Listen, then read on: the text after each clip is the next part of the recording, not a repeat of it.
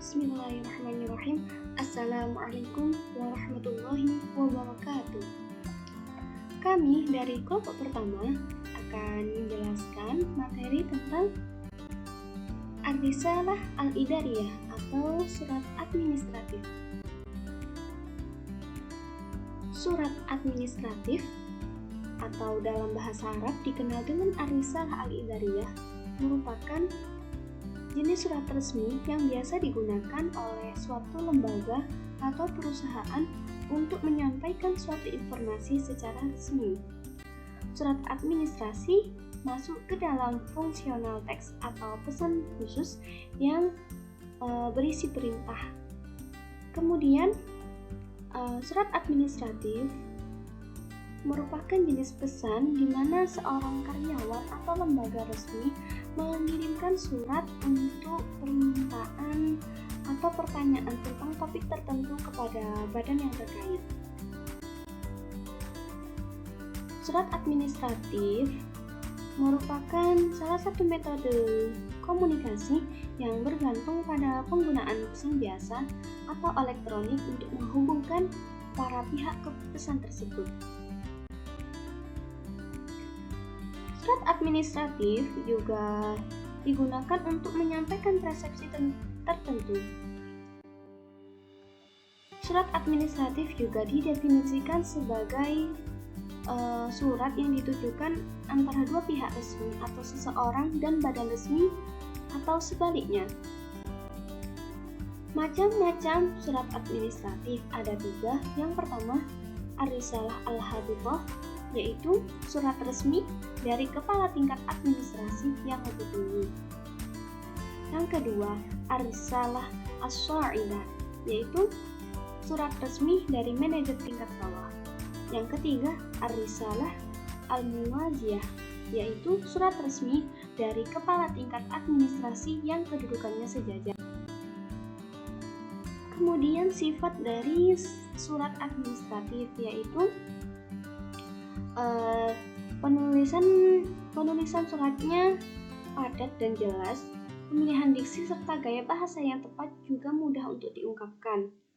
Kemudian bebas dari gaya yang berlebihan serta bebas dari ekspresi penghormatan atau pujian. Kemudian ahamnya, yaitu pentingnya surat administratif.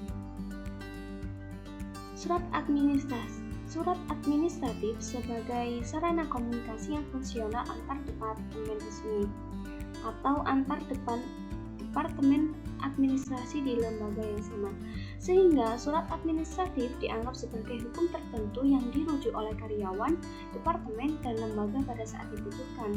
Surat administrasi dianggap sebagai alat media komunikasi yang paling komprehensif dibanding alat komunikasi lainnya.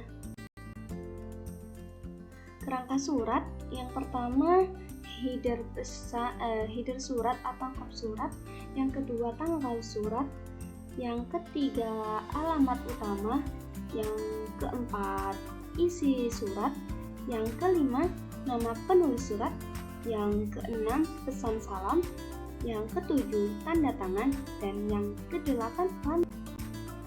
Yang pertama, Ar-Risalah yaitu kop surat berisi alamat pengiriman email jika digunakan dalam mengirim pesan atau sarana komunikasi yang sesuai untuk mendapatkan tangkapan atas pesan administratif. Yang kedua, tarikh Ar-Risalah yaitu tanggal surat adalah tanggal di mana surat itu ditulis dan biasanya ditempatkan di bagian atas kanan dari halaman.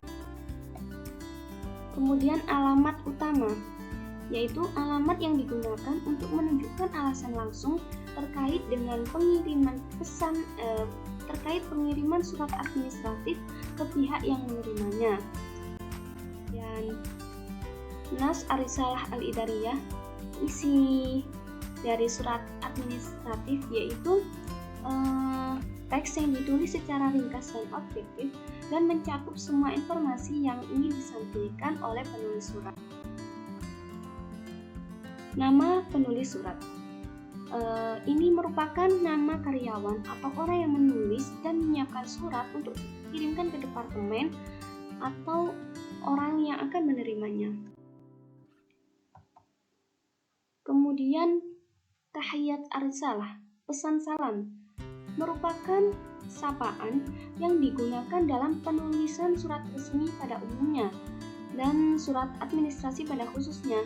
Biasanya pada awal surat dengan kalimat sejenis kalimat sapaan.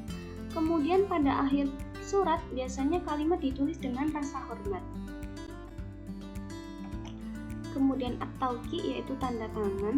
Tanda tangan diartikan sebagai kata yang digunakan untuk menunjukkan kepribadian penulis surat dan biasanya ditulis di bagian bawah halamannya. Yang terakhir yaitu lampiran.